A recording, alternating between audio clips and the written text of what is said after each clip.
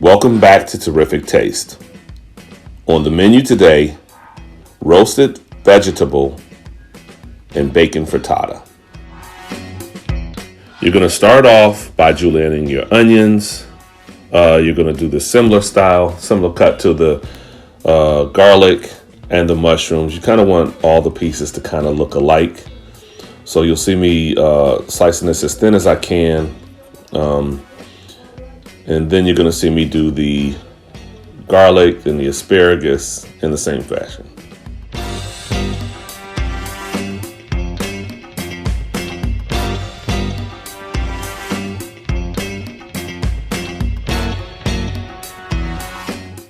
Now comes the garlic, same way, just thin slices.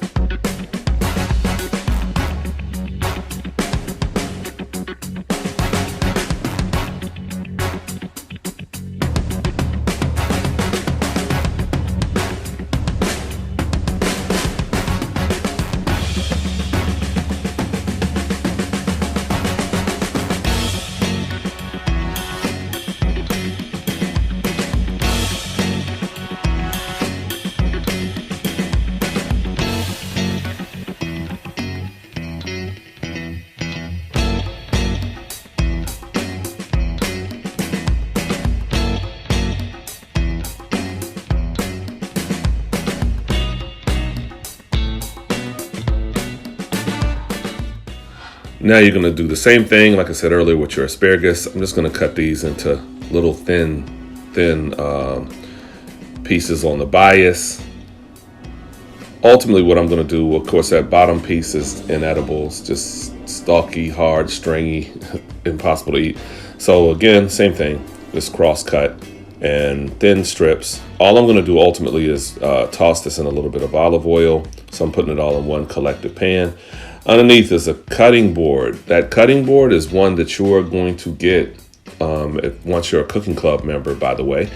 So again, make sure you're paying attention. Make sure you get your friends involved. Make sure you're doing everything you can do to qualify, so that we can get you these nifty little gifts. We'll be giving them out monthly to those that are in the club, that are full on participating and doing everything they can to help us out with viewership and everything else.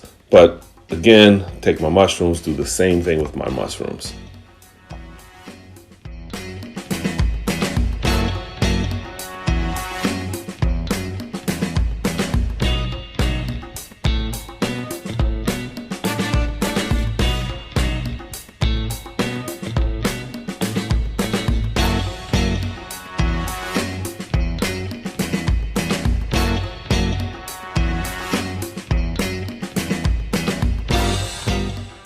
My tomato, I'm going to take whole, slice it, do a couple of slices. I'm doing another recipe after this. I'm going to use more. I'm only going to use one of these tomatoes for what I'm using. But once I finish, I'm going to just cut this as thin as I can and roast this in an oven with a little bit of olive oil on it and salt and pepper. Really thin slice on that.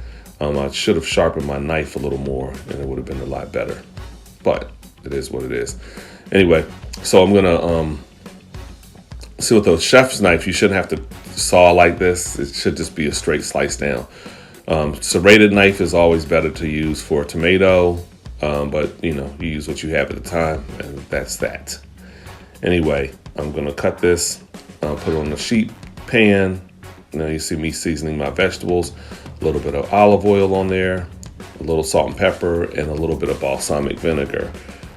Just not even a half teaspoon of balsamic vinegar will get you a long way on this. And then onto parchment paper, into an oven 350 for about 20, let's say 20 or 25 minutes at most. because you're going to cook them. They're going to cook with the frittata, but I want them roasted before I put them in the frittata. And then the next thing you'll see is me making the actual frittata base.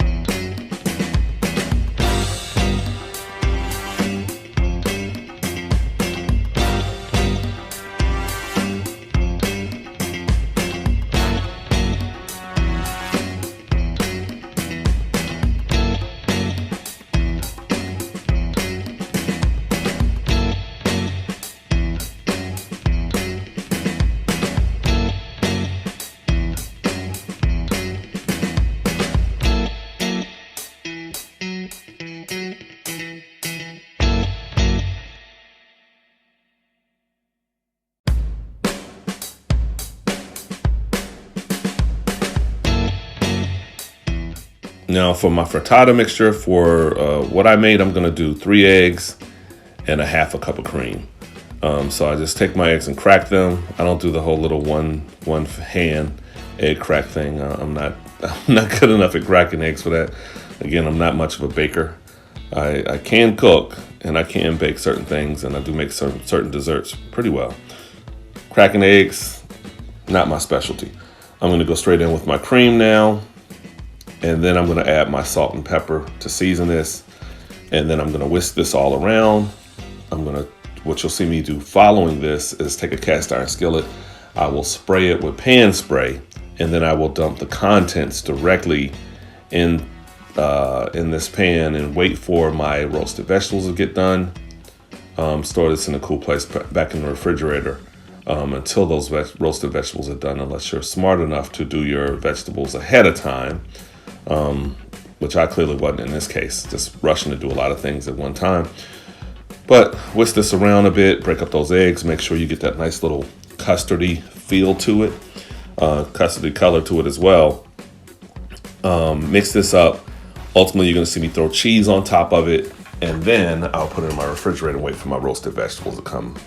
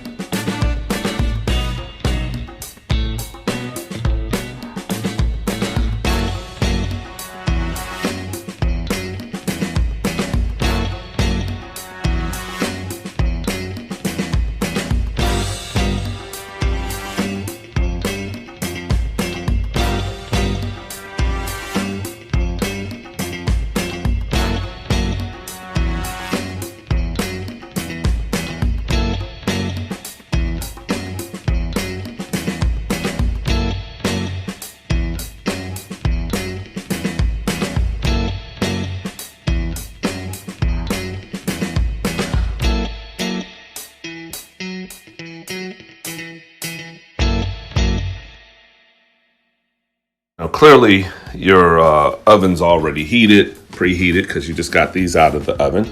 And I'm going to throw this directly into my, I'm going to place them carefully because I don't want this to, splash around and make the pan crazy. I'm actually using this, I have a very small skillet, and I'm actually using this as my serving tool. This is more than enough for one person. It's really, you can cut it in half and it'd be for two. But for presentation purposes, I think this sets up really well. I'm not asking you to go out and buy a small cast iron skillet. I'm saying if you have something small enough to put it in, this would be perfect for it. This one I got from, World Bazaar or I forgot the name, World Bazaar, I think that's the name of it. And I got it for like maybe $6, so inexpensive. They used to have them there. I'm sure you can find them anywhere, but it sets up really nice and it's perfect for single serving dishes of a lot of things. And just for, if you live at home and you like to just cook something in a small skillet, cobblers are great in this thing. Whole lot of different uses for it, but I'm using this for the frittata. And as you'll see at the end, and you probably saw at the beginning, it does set up very beautifully. And I'm going to finish this with a little bit of cheese on top. Not a lot, because I'm going to add cheese once it comes out of the oven. Now, finally, I'm going to add my cooked bacon. You don't want to add raw bacon because you just have the bacon in the middle of it. That's me cutting. You see that knife coming at the top? That's me just slicing my bacon once I put it in the oven to cook. I like to cook my bacon in the oven because I don't like having to deal with all the grease on the stovetop and constantly draining it. I just kind of let it do its thing in the oven and drain it off every halfway through. Also flip the bacon over a couple of times. Into the oven, 350. That's it coming out of the oven. Now that's the cheese going on top of it. And this is the final plating. I grabbed some Texas toast. And remember that strawberry or the blackberry maple syrup that we used? I'm going to use this as my preserves on this as well. Hope you enjoy.